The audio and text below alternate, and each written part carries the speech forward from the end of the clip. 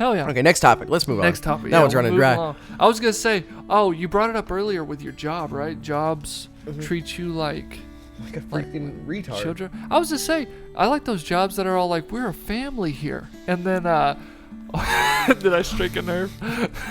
We're a family here. And then, like, my kid gets sick or something. And, like, the guilt trip that comes out of that is nuts. Or, Bro, like, are you serious? I just had a very similar instance. I actually just got written up. Really? Yeah. Tell us about it. I do violate policy in that regard. And all right, fire him. You hear it here? They are... No, I'm accountable. I'll hold myself accountable. Your sick time, you can call in. Boom. Your vacation time, you're supposed to schedule. At least 24 hours in advance with your direct supervisor. I don't ever know when something's going to go on in my life. And there are some days I'm just not feeling it. Mm-hmm. Like working? Yeah. Okay. So I'll call in. I don't do it too often, but whenever I did have I had that heart issue thing happen. Sure. And I called in for that week. And then now they're watching me a little harder. They're like, well, what's up? And then I ended up calling in Wednesday because I had to do some stuff to make this big sale. And that was, I guess, the final straw. So my boss pulled me in and he goes, hey, you can't be calling in. You need to give us notice, blah, blah, blah, this and that. And, like, all right, that's fine and dandy.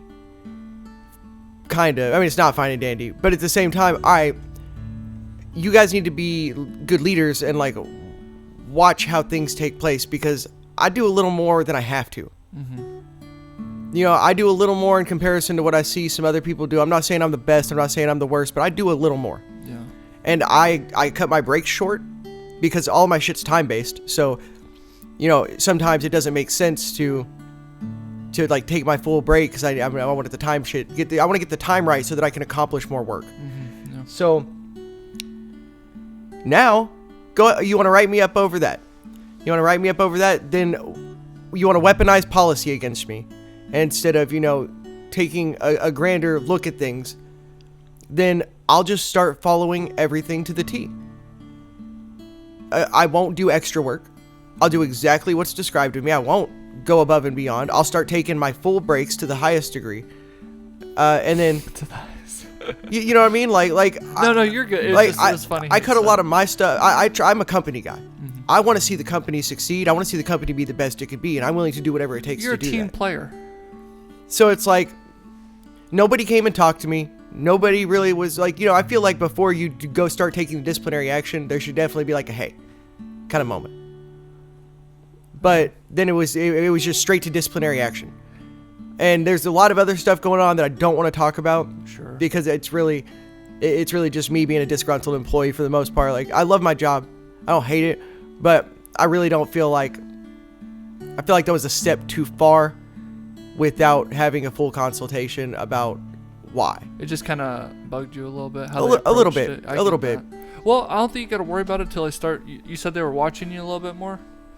Well, no, you get 4 strikes, man. I mean, I've read the policy and everything. I've read the policy and everything. I know how it all works. You get 4 strikes, basically, before they put you up for consideration to terminate. Oh, okay. I was going to say... So that was strike 1. And if I keep doing it, then, blah, blah, blah, blah, blah. But it's just corporate mumbo-jumbo, and it's a bunch of nonsense. Oh, I thought you said they were watching you after the heart thing. I was going to say, man, like, you probably ain't got nothing to worry about till they start rolling up with a heart monitor.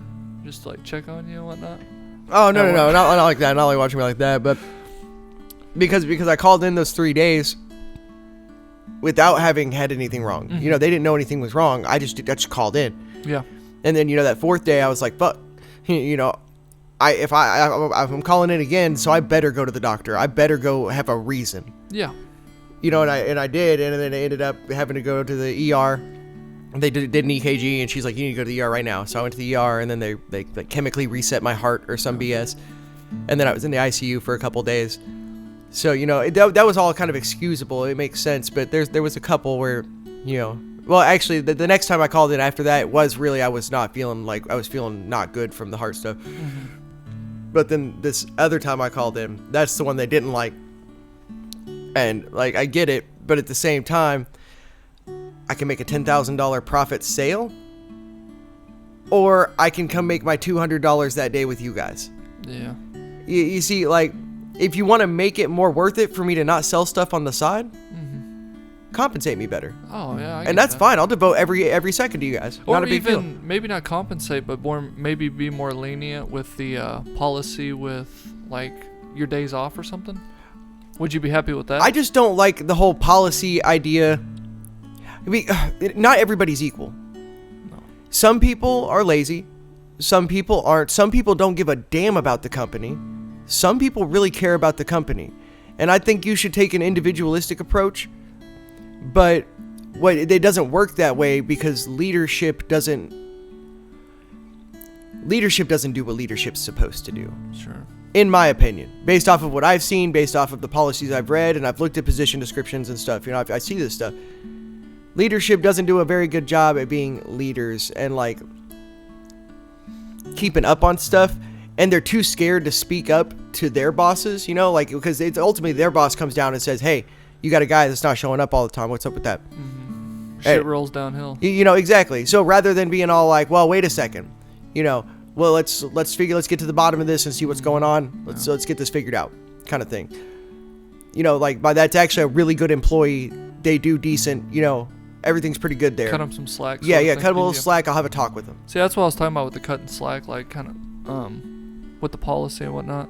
I was gonna say also a lot of people just ain't good at confrontation. So you'll get these people that got the position, maybe not because of merit, but maybe because how long they've been there, or